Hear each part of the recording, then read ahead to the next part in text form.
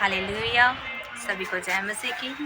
जैसे कि प्रभु के वचन में लिखा फिलिपियों 4 उसकी 6 आयत में कि परमेश्वर कहता है हमसे कि किसी बात की चिंता मत करो, परंतु हर एक बात में तुम्हारे निवेदन, प्रार्थना और विनती के द्वारा परमेश्वर के सम्मुख उपस्थित किए जाओ। अर्थात हम कहते हैं कि प्रभु हमसे कहता है कि किसी बात की चिंता मत करो। इसलिए ये प्रभु कहता है क्योंकि उसने हमारे लिए सब कुछ बनाया, उसने हमें अपने हाथों से सृजा और रचा है।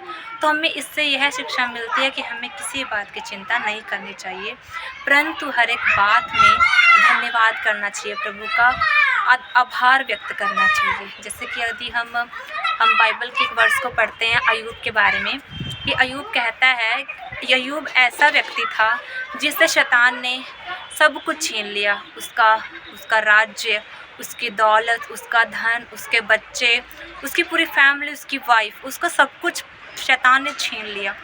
उसका पूरा शरीर फोड़ों से, बीमारी से बहुत ही ग्रस्त था। उसकी पत्नी उसको बहुत ही बोलती थी कि तुम परमेश्वर का इनकार करो, उन पर कुड़कुड़ाओ, उन्हें उल्टा बोलो। लेकिन अय्यूब ऐसा व्यक्ति था कि उसे पता था कि मुझे हर परिस्थिति में परमेश्वर के प्रति वफादार और आभार व्यक्त करने वाला होना चाहिए। तो इसीलिए जब अय्यूब को उसकी पत्नी ने कहा कि उस परमेश्वर कुड़कुड़ाओ, लेकिन अय्यूब नहीं कुड़कुड़ा। उसने कहा, हे मूढ़ स्त्री, तू क्या कहती है? जिसने मुझे गर्भ से रचने से लेके अभी तक संभाल के रखा, तो मैं उस परमेश्वर को कैसे कुड़कुड़ाऊँ, बल्कि मैं उसका आभार व्यक्त ना करूँ?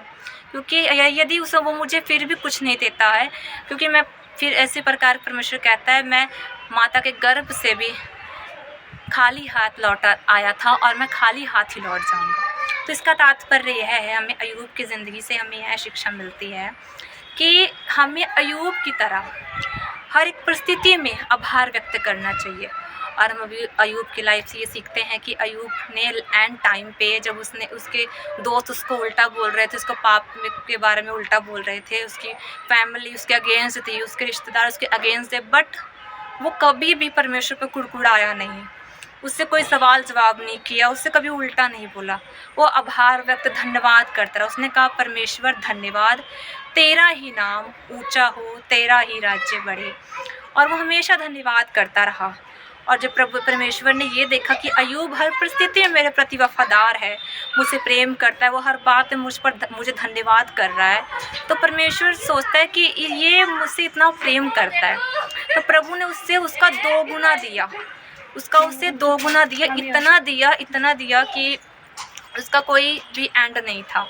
तो हमें यह करना चाहिए, परिस्थिति चाहे जैसी भी हो, चाहे दुख हो, चाहे सुख हो, चाहे जैसी भी हो। हम कभी दुखों में इतना होते हैं कि टूट जाते हैं कि हमें कुछ दिखता नहीं कि हम करें क्या। लेकिन परमेश्वर हमसे कहता है कि चिंता मत कर, क्योंकि मैं जगत के अंत तक तेरे संग हूँ। प्रभु कहता है कि मत डर। परमेश्वर ने कहा कि मत डर, मत चिंता कर, ये तो मैंने तुझे बनाया है, तो मैं तुझे सब कुछ देने की सामर्थ्य भी रखता हूँ, मैं तुझे बढ़ाने की सामर्थ्य रखता हूँ। तो हमें मेरा यही कहने का तात्पर्य है कि हमसे जो परमेश्वर कहता है कि चिंता मत कर, परंतु हर एक बात में धन्यवाद का अपना हृदय रख।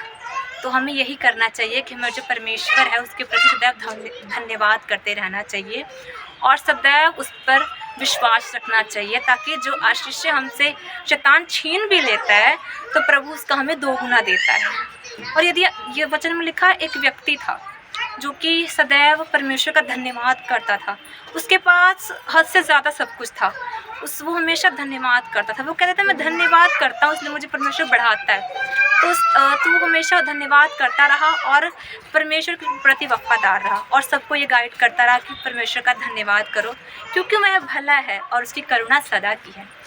कभी कभार ऐसी परिस्थिति आती है कि हम दुखों में होते हैं, गरीबी में होते हैं, बीमारियों में होते हैं, टूट जाते हैं, इतना टूट जाते हैं कि हमें ये नहीं होता कि हम करें क्या।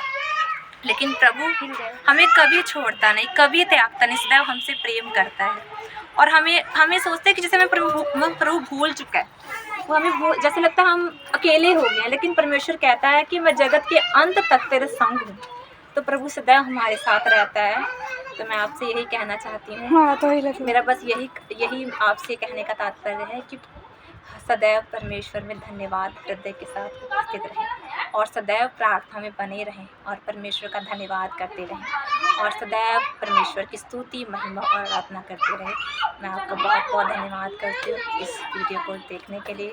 आपका बहुत बहुत धन्यवाद करती हूँ। प्रभु यीशु मसीह के जीवित पवित्र और सामर्थ नाम में मांगती हूँ, आमीन। जय मसीह, हालेलुया।